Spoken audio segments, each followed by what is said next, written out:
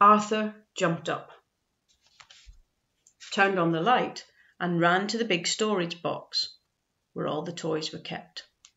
He began to rummage in the box. Stanley sat up in bed to watch. Arthur flung aside a football, some lead soldiers, aeroplane models, and lots of wooden blocks. And then he said, aha! He had found what he wanted. An old bicycle pump. He held it up and Stanley and he looked at each other. Okay, Stanley said at last, but take it easy. He put the end of the long pump hose into his mouth and clamped his lips tightly around it so that no air could escape. I'll go slowly, Arthur said. If it hurts or anything, wiggle your hand at me. He began to pump. At first nothing happened except that Stanley's cheeks bulged a bit. Arthur watched his hand, but there was no hand signal. Then suddenly Stanley's top half began to swell.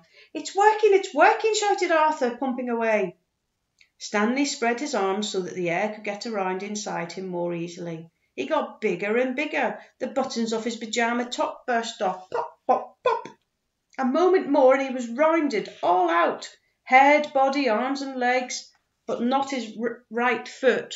That stayed flat. Arthur stopped pumping. It's like trying to do the very last bit of those really long balloons, he said. Maybe a shake would help. Stanley shook his right foot twice. With a little whooshing sound, it swelled out to match the left one. There stood Stanley Lamb Chop as he used to be, as if he had never been flat at all. Oh, thank you, Arthur, Stanley said. Thank you very much. The brothers were shaking hands when Mr. Lamb Chop strode into the room with Mrs. Lamb Chop right behind him. We heard you, said Mr. Lamb Chop. Up and talking when you ought to be asleep, hey? Shame on. George, said Mrs. Lamb Chop, Stanley is round again. You're right, said Mr. Lamb Chop, noticing. Good for you, Stanley. I'm the one who did it, Arthur said. I blew him up. Everyone was terribly excited and happy, of course.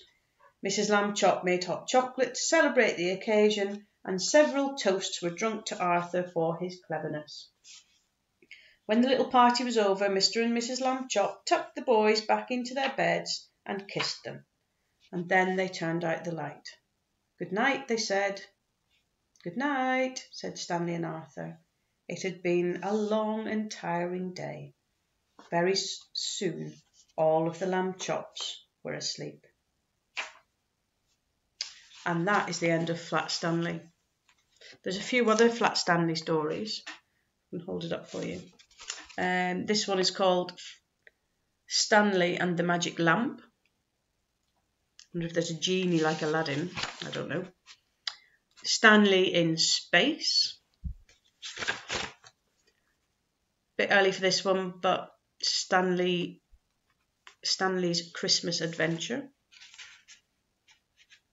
And that's all there are. Anyway, hope you enjoyed that. Fingers crossed I shall get it uploaded onto the website. And if I have done, it means you're listening to this anyway. Have a great time doing what you're doing for the rest of the day whenever you choose to read this or listen to this book.